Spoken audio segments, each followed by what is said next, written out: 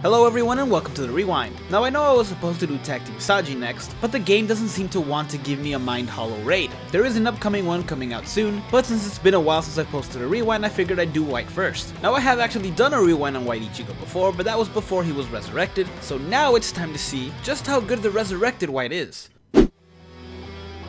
Now as always, we started off with the normal attack damage build, and I have to say it's kind of unfortunate they didn't give him long reach, as you have to get pretty close and personal with the enemies to actually be able to hit them. With that said though, this build is actually really good and a great improvement on the last one. Not that the last one wasn't good, but Resurrected White actually has a plus 20 bruiser, and the last one did not, plus his attack is higher. Not to mention that his speed actually makes up for the lack of range, because you're able to take out enemies relatively quickly. So I am gonna say this is a viable build, though I'd recommend not taking it in co-op, since while the damage you deal is good, it will still take you a while to get through a bunch of enemies. That said, feel free to take this build in any inheritance zone or droplet zone in single player. Maybe not for autoing, but not a lot of OG characters come out of those anyway, though he does have burn resistance.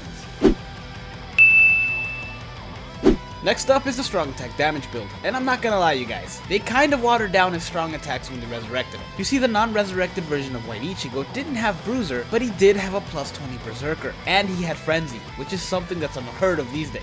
Only like 2 other characters had this, and it's essentially giving him a strong attack damage link in addition to his regular link. When they resurrected him, they did remove this, and it's something I was afraid of. Still, they did compensate by boosting his stats, so his strong attacks are actually still really good, though they don't have the best range.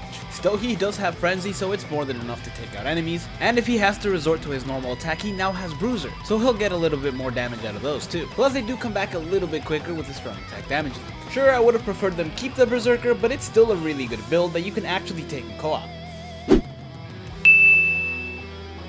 Next up we have the strong attack recharge build, which in my opinion is where this character truly shines, since you can just spam your strong attack since he has the link already, and they do a decent amount of damage thanks to his frenzy and his boosted stats. Now, obviously I would have preferred to keep the Berserker for this one too, but we can't have everything we want in life. It is still a very good build, especially against Soul Reapers, and his strong attacks still take out most of the enemies in a single shot. Like the last build, I would also say that this is still a good enough build for co-op, and because you can spam the attacks, I would even take it to some of the tougher stuff. Maybe not epic raid level, but still. Finally, we have the hybrid build, and as you may have guessed, it's also a viable build. Though I won't lie to you, I do prefer the strong attack recharge build better, if only because in that build you can spam your strong attacks, and in this one you are gonna have to use your normal attack. That's not necessarily a bad thing, especially if you boost this attack high enough, since you do still deal a decent amount of damage and it's fast. In fact, I would say this is the most fun build if you're doing single player, since you can take your time with the enemies, and you get to take advantage of this character's normal attack and his strong attacks. However, in a co-op raid, prioritizing range on your strong attacks may be the better choice. Still, it's a very good build, and I recommend you try it if you have this character. Overall, I'm really glad this character still holds up, though I'm not gonna lie, I kinda hope for a remake. They are starting to remake some of the older characters now, and maybe we'll get to see him again. Still, it's nice to know that until then, this one can still get the job done. Thank you guys so much for watching. If you enjoyed this video, hit like and subscribe to the channel. Or if you want, you can hit like and subscribe to the channel. Either way, I think the best course of action for you is to hit like and subscribe to the channel. And let me know what other characters you want to see in a rewind.